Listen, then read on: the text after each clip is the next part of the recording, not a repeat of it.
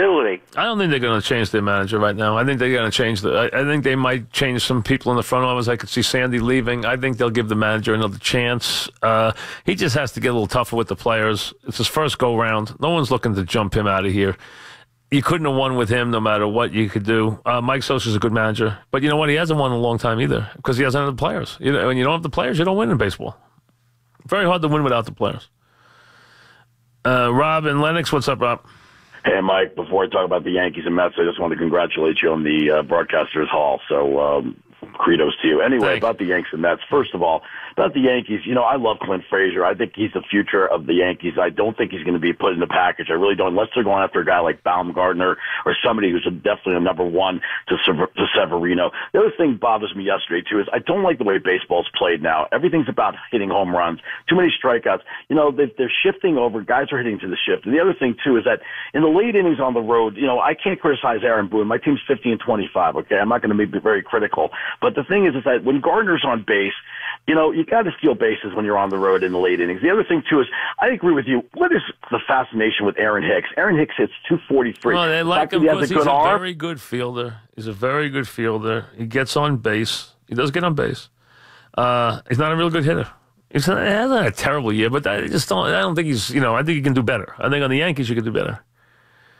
I really do. Mike and Dumont, what's up, Mike?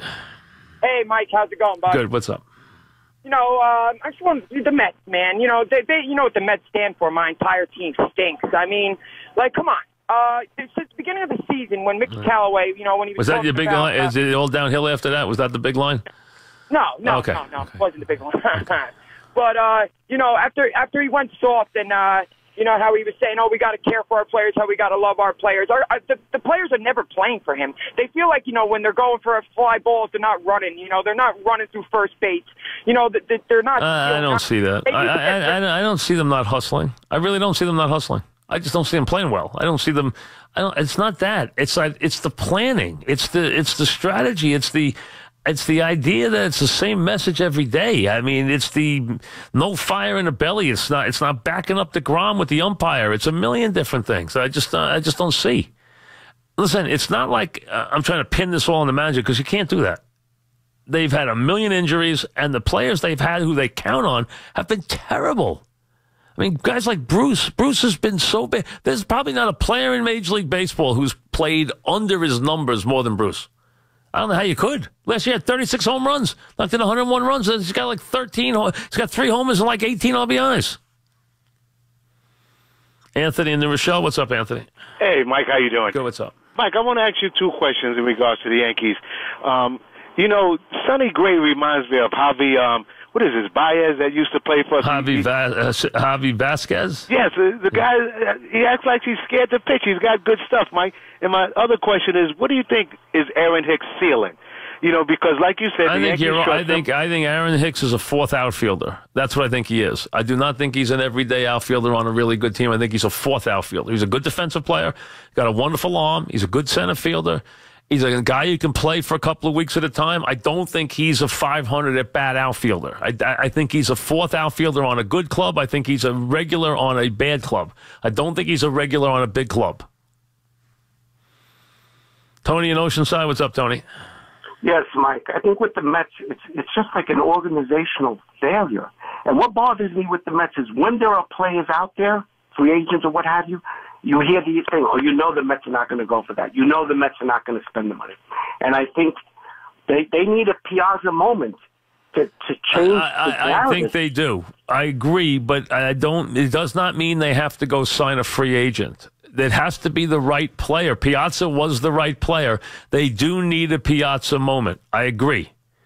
But it has to be the right player at the right time with the right position. And I don't think. See, I thought Piazza was that. I don't think. Remember, he was sitting there, right there, ready to go to the Cubs. Machado's different. He's got the whole world at his feet. He could go anywhere. He is not going to want to come to the Mets, and they are not going to send him to a place where the team is not going to be able to re-sign him. They're not going to just jettison him to another team. They want to send him somewhere where he would be able to sign a new contract where they could get a lot for him. That's what they'd like to do. So I think that from that standpoint, it makes it a whole different deal. And, it seems to me the Met fan, or a lot of the people, seem to be fixated just on Machado for the Mets. There's a lot of other players than just Machado. And I don't think he's a perfect fit for them. Listen, would he elevate their game? Absolutely. But you know what? I don't think he'd be very happy with that team. He's already been in a losing situation. He's already been in a situation that, he wasn't happy with, and the team was, I understand they had a couple of years where they were good with Buck. But for the most part, that team is always, especially the last couple of years, flailing away. He'd probably want to get away from that, not jump right back into that. So if he could go to a team where he's surrounded by some good players and he thinks he has a chance to win, I think he might be looking for that kind of team now rather than another situation where he's going to anchor what is a suspect lineup. Not that he's had a suspect lineup in Baltimore, he hasn't.